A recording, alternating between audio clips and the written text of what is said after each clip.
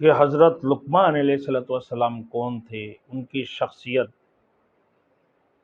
اور وہ کس سے تعلق رکھتے تھے اور کس زمانہ کے تھے حضرت لقمان حکیم رحمت اللہ علیہ، اور مفسرین کرام کی کیا قول ہے اس کی متعلق سب سے پہلے ان کی شخصیت کی تعارف کرانا۔ کہ لقمان حکیم رحمت اللہ علیہ کے لیے اللہ رب العزت نے دو چیزیں رکھے ہیں، نبوت اور حکمت۔ تو پوچھا کہ آپ کو نبوت چاہیے یا حکمت؟ تو حضرت لقمان حکیم نے حکمت کو اختیار کی ہے۔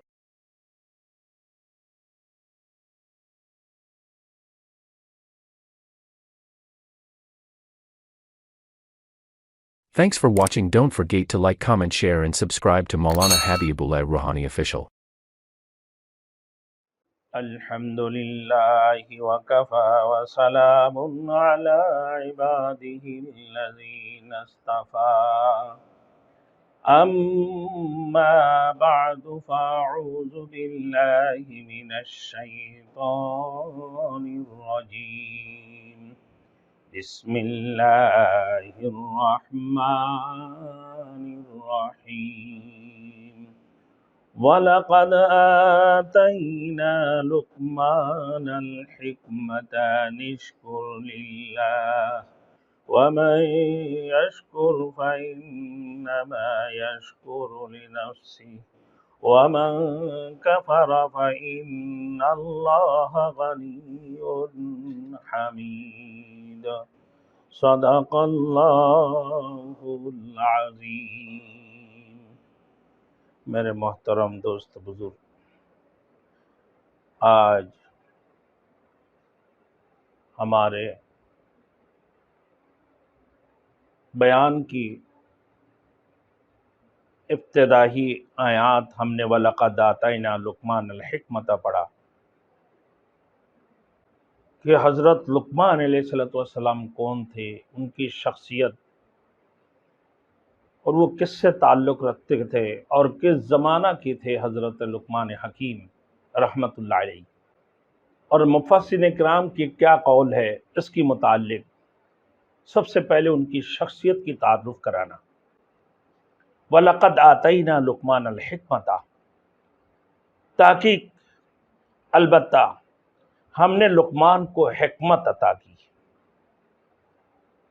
اور پھر اللہ نے فرمایا انشکر للہ، یہ کہ اللہ کی شکر ادا کرو، وَمَنْ يَشْكُرْ فَإِنَّمَا يَشْكُرُ لِنَفْسِهِ، اور جو شخص اللہ کی شکر ادا کرتے ہیں وہ گویا کہ اپنے ذات کے لیے شکر ادا کرتے ہیں۔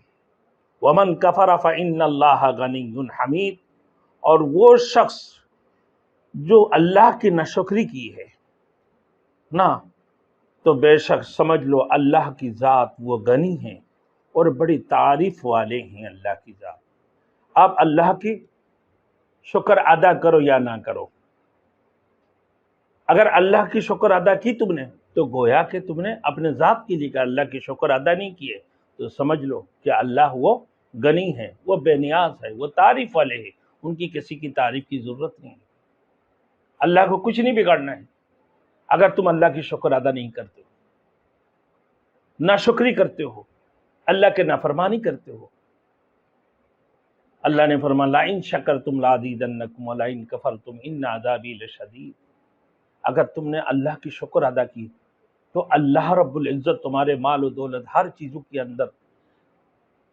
اور اضافہ فرما دیں گے۔ لَئِن شَكَرْتُمْ لَأَزِيدَنَّكُمْ وَلَئِن كَفَرْتُمْ إِنَّ عَذَابِي لَشَدِيدٌ، اور اگر تم نے نافرمانی کی تو سمجھ لو اللہ کی عذاب بھی ہے، بڑی شدید قسم کے اللہ کی دردناک عذاب میں تم مبتلا ہو جاؤ گے۔ تو اللہ نے ناشکر بندوں کے لیے، نافرمانوں کے لیے اللہ نے اپنی جہنم کے عذاب کو تیار کر کے رکھے ہیں، اور جو اللہ کی شکر ادا کرتے ہیں اللہ رب العزت ان کی انعامات میں اور اضافہ فرما دیتے ہیں، مال کی ہو، دولت کی ہو، سبھی چیزوں کے اندر۔ تو ہر چیز میں اللہ کی شکر ادا کرنا چاہیے۔ اب میرے دوستوں دیکھو کہ حضرت لقمان رحمت اللہ علیہ کی شخصیت،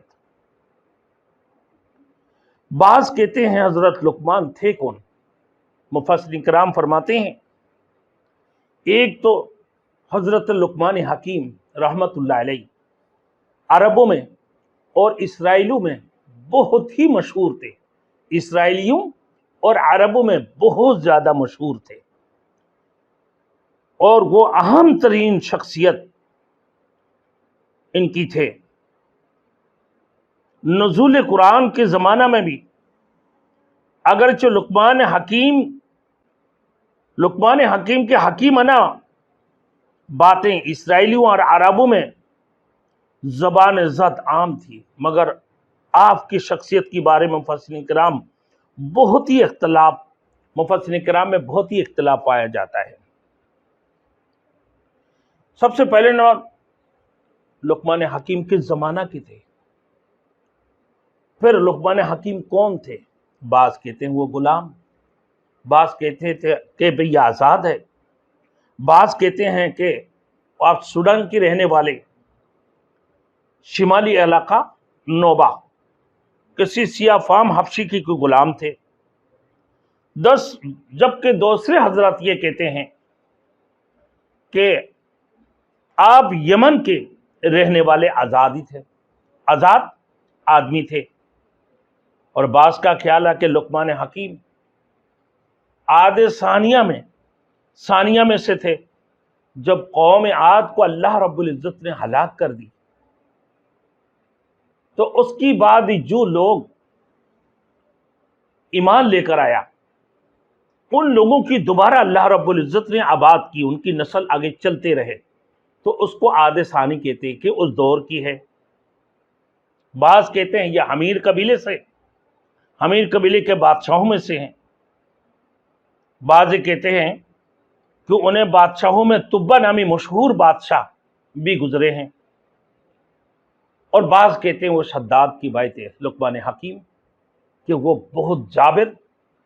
اور انتہائی مشرک تھے، اور پھر اس کی مرنے کے بعد اس کی بادشاہت حضرت لقمان حکیم کو منتقل ہو گئی۔ جیسے ذوالقرنین اس دنیا کے اندر بہت ہی بڑے بادشاہ اور اللہ کی ولی تھے، اسی طریقے سے لقمان حکیم بھی ایک بادشاہ اور ایک وکیل تھے، یہ کہتے ہیں۔ بعض کہتے ہیں لقمان حکیم جب اگر عاد ثانی ہوئے تو مسیح علیہ السلام سے تقریباً 3000 سال پہلے کی قول ہے،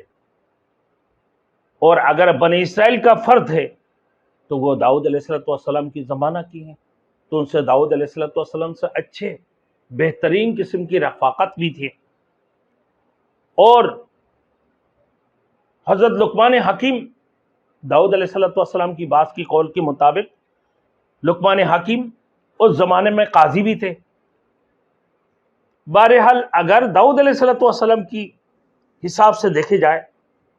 تو حضرت مسیح علیہ السلام سے 1000 سال پہلے کی تھے یہ واقعہ، لیکن حضرت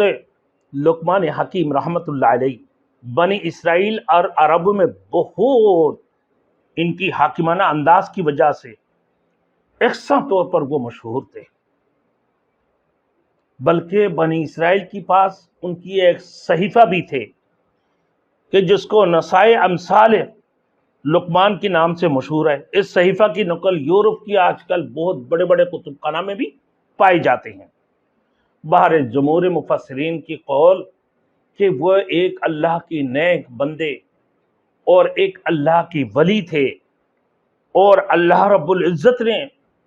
انہیں حکمت عطا فرمایا۔ بعض کی قول اور دیگر جگہوں میں یہ بھی ذکر ہے کہ لقمان حکیم رحمت اللہ علیہ کے لیے اللہ رب العزت نے 2 چیزیں رکھے ہیں، نبوت اور حکمت۔ تو پوچھا کہ آپ کو نبوت چاہیے یا حکمت؟ تو حضرت لقمان حکیم نے حکمت کو اختیار کی ہے، کیونکہ نبوت کی ذمہ داری میں سنبھال نہیں پاؤں، تو یا اللہ مجھے حکمت ہی چاہیے، اللہ نے انہیں اسے حکمت عطا فرمائی۔ میرے دوستوں، بات یہاں پر یہ آ جاتے ہیں کہ لقمان حکیم رحمت اللہ علیہ کون تھے؟ ایک اللہ کی نیک بندے اور اللہ کی ولی، اللہ کی برگزیدہ بندوں میں سے تھے، اور جن کی میرے دوستوں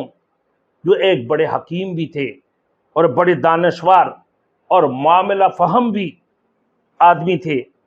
اس بنا پر آپ مہذب پورے دنیا میں مشہور تھے.